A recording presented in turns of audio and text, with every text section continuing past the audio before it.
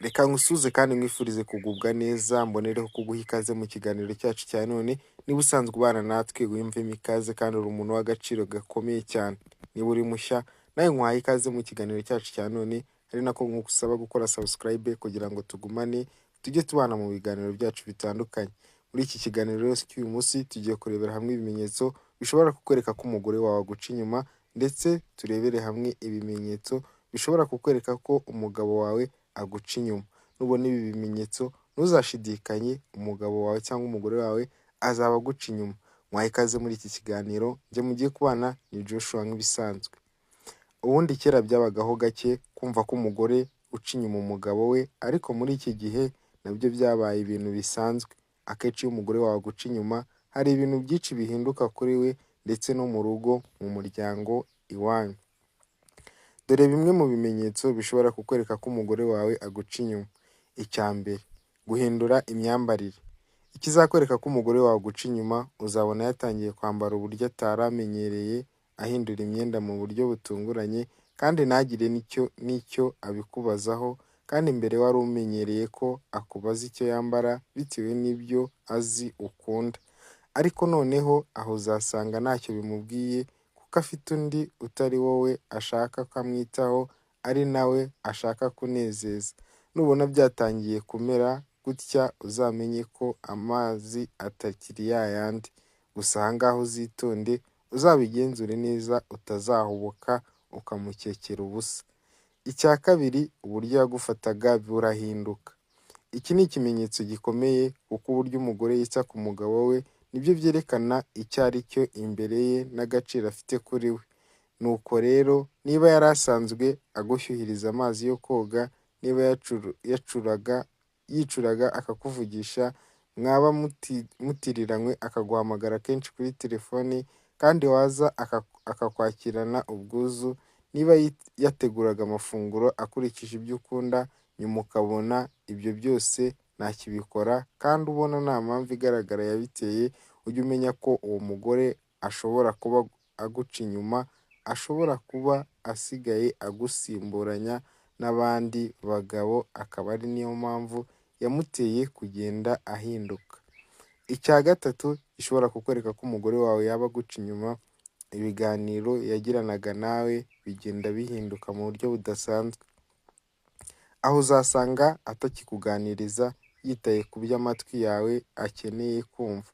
Usange akubwirana umushiha, usange yivugira abandi bantu utanazi, abashimagiza imikorere yabo, ndetse wumva anagushimira abandi bagabo uburyo bita ku bagore babo n'ibindi. Uburyo avuga n'ibimenyetso akora bishobora kukubwira byinshi, ukabona atangiye kukwima agaciro, akagusuzugura, ibitekerezo byawe ukabona ntacyo bivuze kuri we. Ikintu cya kane gishobora kukwereka ko umugore wawe aguca inyuma, ni uburyo yatunganyaga imirimo ye bugenda buhinduka cyane. Akenshi iyo umugore wawe aguca inyuma, uzasanga atangira kujya asaba imbabazi zo kuba hari ibintu bimwe na bimwe atatunganyije ku gihe, kandi bitari bisanzwe. Aho ushobora gusanga aguha amafunguro isaha zarenze, wamubaza impamvu akagusubiza ntacyo yitayeho. Aho kandi ushobora gusanga ibintu byose asigaye abikora uko abishaka atakwitayeho. Aha rero ujye ucunga neza, kuko ashobora kuba hari ibindi aba ahugiyemo bituma yibagirwa inshingano ze zo mu rugo. Nuko rero mu gihe bibaye akamenyero, ujye umenya ko bishoboka ko yatangiye kuguca inyuma. Impamvu ya gatanu cyangwa ikimenyetso cya gatanu gishobora gutuma ukeka cyangwa kukwereka ko umugore wawe aguca inyuma, ni imikoreshereze y'amafaranga n'ingendo bye bishobora kugenda byiyongera mu gihe bitari bisanzwe. Niba umugore yatangiye kuguca inyuma, uzabona atangiye kujya akoresha amafaranga menshi ku buryo budasobanutse, akenera amakarita yo guhamagara buri munsi cyangwa amayinite, yitaba telefone ubutitsa, agira gahunda zituma ahora agenda utazi aho ziturutse. Rimwe na rimwe agakoresha amafaranga menshi utamenya aho ayakura. Ba maso rero niba ubona bimeze gutyo wa mugabo we, kandi ugerageze urebe ko wamenya abo baba bakorana izo gahunda, kuko iyo bigeze aha urugo rwanyu ruba rwenda gusenyuka. Ikintu cya gatandatu uzashingiraho ukeka ko umugore waguca inyuma, uzasanga atakiba mu rugo ahora mu ngendo. Ubusanzwe umutima w'umugore uba mu rugo. Nuko rero wowe mugabo nubona umugore wawe kumenya ibyakozwe neza n'ibyangiritse mu rugo ntacyo bikimubwiye, ndetse atishimira kuba mu rugo inshuro nyinshi ugasanga yigendeye, yanaza ntagire icyo yitaho, rwose ujye umenya ko byakomeye. Yumva ko atakishimiye kubana nawe kuko hari undi yerekejeho umutima, kandi yumva iby'urugo byapfa byakira nta kintu biba bimubwiye.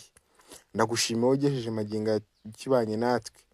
Ndakwinginze cyane ngo ukore subscribe kandi udusangize igitekerezo cyawe kugira ngo turusheho kuryoherwa n'ikiganiro. Reka rero tujye mu gice cya kabiri cy'inkuru yacu, aho tugiye kugaruka ku bintu bishobora kukwereka ko umugabo wawe aguca inyuma. Icya mbere, akorera amafaranga ntumenye aho yarengeye. Akenshi ubusambanyi bugendana no gutakaza amafaranga ku ruhande rw'abagabo. Nubona rero umugabo wawe akorera amafaranga ariko ntubone umusaruro wayo, bitandukanye n'uko byari bimeze mugishinga urugo, uzamenye ko ubusambanyi ari kimwe mu bishobora kuba kibitera, bigatuma amafaranga akorera yoyoka. Ikintu cya kabiri gishobora kukwereka ko umugabo waguca inyuma ni uburyo yagufashaga bushobora kugenda buhinduka gahoro gahoro. Ikizakwereka ko umugabo waguca inyuma, uzasanga atakiguha agaciro nka mbere, ubone nta mwanya akiguha wo kwishimana nawe, mbese agufata nk'umukozi wo mu rugo. Niba yarageraga mu rugo akagusuhuza n'ubwuzu bwinshi, yataha akakuzanira utuntu twiza dutandukanye buri gihe, akagusomagura, akakubaza uko wiriwe, mbese ukabona yishimiye kukubona, hanyuma ukabona byose atakibikora, ahubwo ukabona ataha ashishikajwe no kukubwira amakosa wakoze. Nubona bimeze gutyo wa mugore we, uzamenye ko ashobora kuba yifitiye abandi yitaho bamunezeza batari wowe. Ubusanzwe umunezero no kwishimana nicyo cya mbere gituma umugabo n'umugore bashakana. Nubona rero umugabo wawe atakibiha agaciro, ukabona atakigukinisha ngo mukine museke n'ibindi, mbese ukabona agufata nk'umukozi we, ujye uba maso, buryo biba bishoboka ko hari abandi yishimana nabo batari wowe. Ikintu cya gatatu kizakwereka ko umugabo wawe ashobora kuba aguca inyuma ni ugutaha amajoro buri gihe no kutarara mu rugo nta mpamvu. Ikizakubwira ko umugabo waguca inyuma, uzasanga inshuro nyinshi ataha amajoro ubundi ntarare mu rugo, kandi bidahuye n'akazi akora, nta n'izindi mpamvu usanzwe uzi zabimutera. Nubona rero umugabo wawe asigaye ataha amajoro cyangwa atarara mu rugo, atari n'impamvu z'akazi cyangwa izindi mpamvu waba uzi bitandukanye na mbere mugishakana, uzamenye ko bishoboka ko hari abandi bagore bamutwaye umutima. Ikintu cya kane kizakwereka cyangwa gishobora kuzakwereka ko umugabo waguca inyuma, uzasanga atakigushimira ibyiza wakoze, ahora avuga ibibi byawe gusa, rimwe na rimwe akakuratira ibyiza by'abandi bagore. Nubona umugabo wawe atakigushimira ibyiza wakoze, agahora avuga ibibi byawe gusa, bitandukanye n'uko byari bimeze mukibana, ubundi ukumva ashimagiza abandi bagore, uzamenye koko bishoboka ko hari abandi yiboneye, umunezero akaba ariyo mpamvu ibimutera.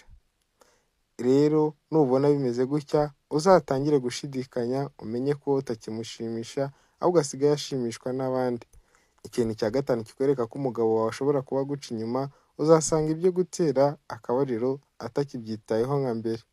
Nubona umugabo wawe ibyo gutera akabariro atakibyitayeho nka mbere, buri gihe agataha agaragaza umunaniro mwinshi, ukabona ashobora kuryama bugacya akagenda nta kintu bimubwiye, n'ejo bikaba uko, wanagerageza kumwereka ko umushaka, ukabona nta gaciro kanini abihaye, uzamenye ko bishoboka ko yiboneye abandi bamunezeza batari wowe, akaba ariyo mpamvu ibimutera.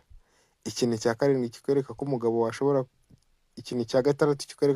washobora kuba aguca inyuma, uzasanga atakishimira ko mugendana cyangwa kukurata mu bandi bantu. Nubona umugabo wawe atakishimira ko mutemberana cyangwa ko mujyana mu birori runaka, mu gihe wowe wabonaga ari byo byari kumuhesha icyubahiro mu bandi, n'igihe muri kumwe ukabona atishimiye ko abantu bamenya ko ari wowe mugore we, ujye uba maso, burya aba yaraguhararutswe, biba binashoboka ko yifitiye abandi yishimira batari wowe.